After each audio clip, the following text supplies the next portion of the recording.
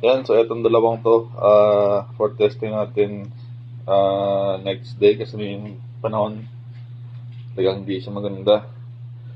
So, ang unit nito is wood stock lahat.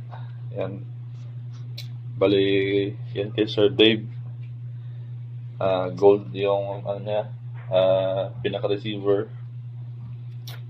May rail na siya dito na dagdag.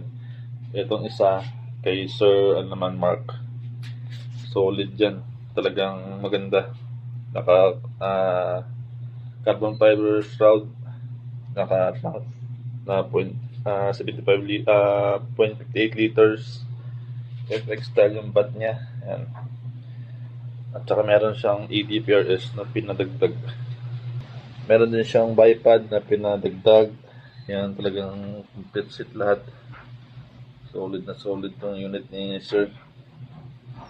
Yan, ganda.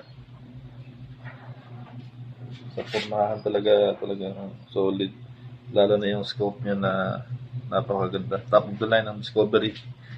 Brand new na EDPRS Gen 2. Yan, for testing na natin to.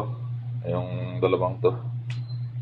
EDPRS tsaka ito, Crusher Dave. Yun lang.